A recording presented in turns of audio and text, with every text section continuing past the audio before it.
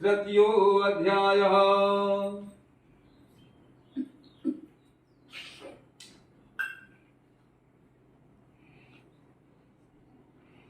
श्री सूत जी महाराज ने शौनकादिकों से कहा, है मुनि सतम ब्राह्मण और लकड़हारा की कथा कह चुका हूँ, और जिसने इस व्रत को किया है वह कह रहा हूँ, सुनो।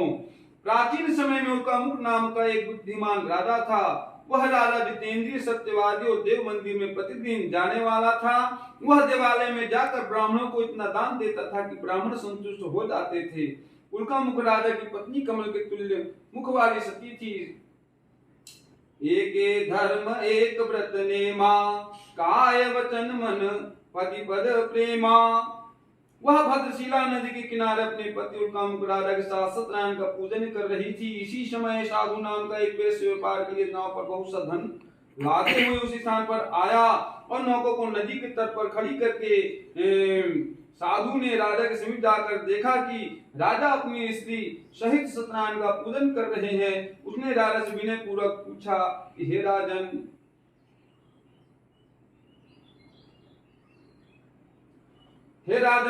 आप प्रेम पूर्वक किसका पूजन कर रहे हैं और किस लिए कर रहे हैं? आप विस्तार से कहिए, मैं सुनना चाहता हूँ। राजा बोले, हे साधु, मैं सत्यनारायण स्वामी का पूजन कर रहा हूँ, और बंधु के साथ इस पूजन का अर्थ है कि मेरे पास राज्य संपदा सब कछु है, परंतु पुत्र नहीं है, और पुत्र की ही इच्छा के लिए यह पूजन है।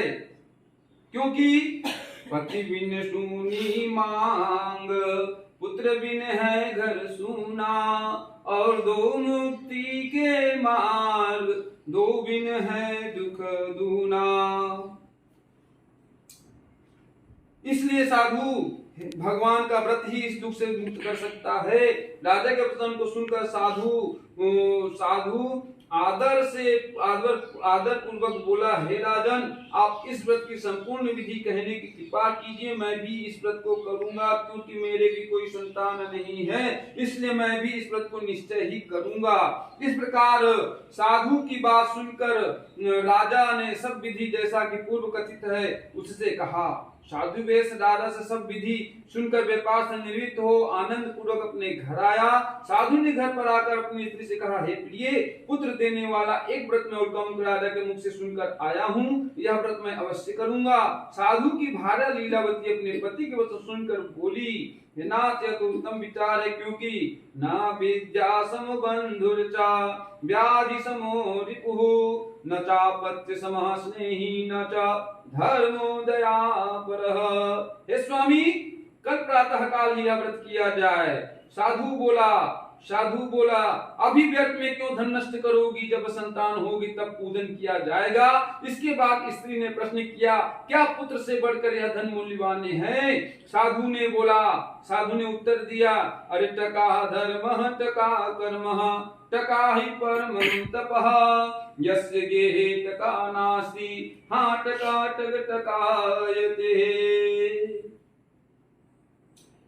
साधु की इस प्रकार उत्तर सुनकर स्त्री लीलावती चुप हो गई, और पति प्रसन्न चित्त वाली लीलावती भगवान के प्रसाद से गर्भवती हुई। 10 मास पश्चात उसके कन्या उत्पन्न हुई। कन्या रत्न सदृश थी। वह दिन दिन इस प्रकार बढ़ने लगी जैसे शुक्ल पक्ष का चंद्रमा बढ़ता है। नित्य प्रति कला के बढ़ने से उसका नाम कलावती रखा गया।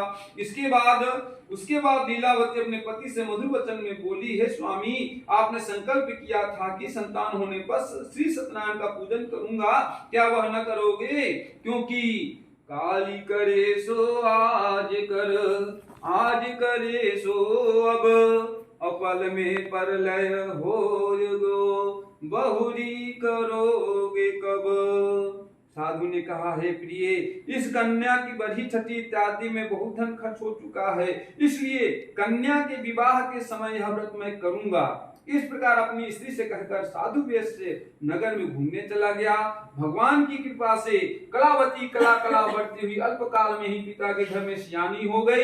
एक दिन साधु ने अपने सहेलियों के साथ घूमती हुई नगर में कलावती कन्या को देखा और मन में विचार किया कि कन्या विवाह के योग्य हो गई है, अतः दूतों को बुलाकर कहा, मेरी कन्या के लिए सुंदर श्रेष्ठ वर खोज कर ले आओ। साधु वेश की आज्ञा पाकर दूत लोग कांचन नगर में को गए।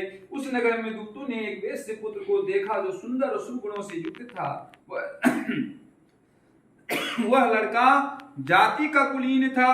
उसे लाकर दूत लोग बोले, हे स्वामी, शिक्षित सुंदर और सुशील निरोगित भी यह वैश्य कुमार है। वंश कुलीन तथा धनवान, अनेक सुशासन पे अधिकार है। जाति में मान महान है, शक्ति में और पिता का बड़ा व्यापार है। यह यो दुर्लभ वर है जग में, कवि चंचल का सत्य विचार है। दूतों के मुंह से यह वचन सुनकर साधु ने अपनी कन्या का विवाह विधि विधान से उस वैश्य पुत्र के साथ कर दिया। कन्या के विवाह के समय भी दुर्भाग्यवश साधु सत्यनारायण का व्रत करना भूल गया। भगवान उसकी इस नीचता पर बहुत रुष्ट हो गए। व्यापार में कुशल साधु ने विवाह करने के बाद ही निश्चय किया कि व्यापार के लिए अब कहीं चलना चाहिए। अतः दामाद को साथ लेकर वह व्यापार के लिए घर से निकला और रत्नसारपुर नगर में पहुंचकर सागर के समीप नौका खड़ी कर दामाद के साथ व्यापार करने लगा। रत्नसारपुर नगर के स्वामी चंद्रकेतु राजा थे। उस समय सत्यनारायण प्रभु ने प्रतिज्ञा भ्रष्ट साधु को शाप दिया कि हे साधु, हे बनिया, तुमको भविष्य में कठिन से कठिन तथा महान दुख प्राप्त हो। लोभी पर सब रुष्ट हो, देव प्रीति भगवान, पाता है यमलोक में वह नहीं कभी सम्मान। सत्यनारायण स्वामी ने साधु को शाप देकर यह उपाय किया कि एक दिन दो चोर राजा का बहुत सारा धन चुरा कर भागे और जहां पर साधु अपने दामाद के साथ सोया हुआ था वहां पहुंचे। चोरों के पीछे राजा के सिपाही भी लगे थे। सिपाहियों को देखकर चोर डर के कारण धन साधु के पास रखकर तुरंत रफू चक्कर हो गए। सिपाहियों ने साधु के निकट पहुंचकर देखा कि राजा का समस्त धन रखा हुआ है। अतः उन्हीं दोनों साधुओं को चोर समझकर सिपाही लोग उन्हें बांधकर राजा के पास ले आए और हर्षपूर्वक सिपाहियों ने राजा से कहा, हे प्रभु, यही दोनों चोर हैं जो आपका धन लेकर भागे हुए थे। अब इनके लिए क्या आज्ञा है? राजा बोला, इन दोनों को दृढ़ बांधकर महादुर्ग के कारागार में डाल दो।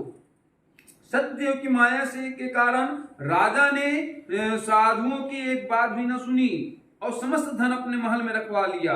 वहां तो साधुओं का यह हाल हुआ और घर पर साधु की पत्नी और पुत्री को भी अत्यंत दुख प्राप्त हुआ। उसका सब धन धान्य चोर उठा कर ले गए। माता पुत्री मानसिक और शारीरिक कष्ट से पीड़ित हो गई, भूख प्यास से तड़पने लगी और अंत में घर घर भिक्षा मांगने लगी। यथा धनहीन पठे चिथड़े कपड़े, लिपता अति भूख कुपीड़िन दीना, फिरती इतते उतते कवि चंचल मान बिना रुचित मलिना, जन की सुनती फटकार तथा सहती अपना उर्दाव कुलीना, अपनी गति पे पछतात सदा मन सोचत क्यों विधि ने सुख लीना। एक दिन भूख से पीड़ित होकर कलावती कन्या एक ब्राह्मण के घर पहुंची। वहां पर उसने देखा कि सत्यनारायण का पूजन हो रहा है। उस स्थान पर बैठ गई और कथा सुनकर भगवान की बहुत विनती की। इसके बाद प्रसाद खाकर बहुत रात बीतने पर घर वापस आई। लीलावती क्रोध करके बोली, हे पुत्री, इतनी रात बीत गई, तू कहाँ थी? तेरे मन में क्या है? माता की बात सुनकर कलावती ने कहा, हे माता, मैं सत्य कहती हूँ, मैं ब्राह्मण के घर भिक्षा के लिए गई थी। वहां सत्यनारायण का पूजन हो रहा था। पूजन दुख से मुक्त करने वाला तथा वांछित फल को देने वाला है। लीलावती कन्या का वचन सुनकर भगवान का व्रत करने के लिए उद्यत हो गई, तैयार हो गई और प्रातःकाल कन्या से बोली, तू पूजन की सामग्री एकत्र कर, आज मैं श्री सत्यनारायण का पूजन करूंगी। बंधु तथा सुजनों के सहित उस स्त्री ने सत्यनारायण का पूजन किया और प्रभु से प्रार्थना की, हे भगवान, यदि मेरे पति और दामाद शीघ्र वापस आवेंगे तो फिर आपका व्रत धारण करूंगी। मेरे पति दामाद से जो कुछ अपराध हो गया हो, भगवान उसे क्षमा कीजिए। अरे अवगुण कियो तो बहु कियो, करत न आई लाज, अवगुण मेरे बाप जो, बख्श गरीब निवाज। इस प्रकार लीलावती के व्रत पूजन और था प्रार्थना से भगवान प्रसन्न हो गए और चंद्रकेतु राजा से स्वप्न में कहा, राजन, प्रातः काल उन दोनों साधुओं को कारागार से मुक्त कर दो और जो कुछ उन दोनों का धन लिया है छीन लिया है वह उन्हें वापस कर दो। यदि ऐसा न करोगे तो तुम्हें तुम्हारे राज्य, पुत्र और धन सहित मैं नष्ट कर दूंगा। इस प्रकार स्वप्न में राजा से कहकर भगवान अंतर ध्यान हो गए।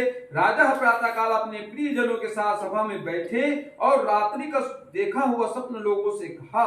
सब लोग सुनकर बोले, हे महाराज, स्वप्न सत्य प्रतीत होता है, स्वप्न की आज्ञा के अनुसार ही आचरण करना उचित है। अनंतर राजा ने दूतों को आज्ञा दिया कि दोनों साधुओं कारागार में हैं, उन्हें मुक्त कर दो। राजा की आज्ञा पाकर दूत लोगों ने कारागार से दोनों साधुओं को निकाल कर राजा के सामने उपस्थित किया और विनय पूर्वक राजा से कहा कि हे राजन, हम बंधन से मुक्त करके दोनों साधुओं को ले आए हैं। इसके बाद दोनों ने राजा चंद्रकेतु को दंडवत किया। अपना पूर्व वृत्तांत सोचकर भय से व्याकुल हो मौन रहे। वे भयभीत इसलिए थे क्योंकि राजा मन की बात को नहीं जानत है कोई, पहले तो बंदी भयो अब क्या जाने हो, शीश तो नहीं कटेगा फांसी लागे हाय, प्राण अब नहीं रहेगा कैसे सिद्ध होए। तब राजा ने दोनों साधुओं की ओर देखकर कहा, जो कुछ तुमको दुख प्राप्त हुआ उसका कारण देव है, मैं नहीं हूं। इस समय कोई भय नहीं है, तुम निर्भय हो जाओ। इतना कहने के बाद राजा ने उनकी हथकड़ी कटवा दिया और बाल बनवाने की आज्ञा दिए। दोनों ने अपना बाल बनवाया। तत्पश्चात राजा ने उन दोनों को वस्त्र तथा आभूषणों से सुसज्जित किया तथा मीठे वचनों से राजा ने साधुओं को संतुष्ट किया और उनका जो धन ले लिया था उसका दूना द्रव्य उन्हें दे दिया। तथा अंत में राजा ने उनसे कहा, हे साधु, तुम अपने घर को प्रस्थान करो। राजा की आज्ञा पाकर साधुओं ने कहा, अब आपका आदेश है तो हम घर जा रहे हैं। इस प्रकार कहकर दोनों अपने घर के लिए प्रस्थान किए। इति श्री स्कंद पुराणे रेवा खंडे श्री सत्यनारायण व्रत कथायाम तृतीयो अध्यायः। बोलो सत्यनारायण भगवान की जय।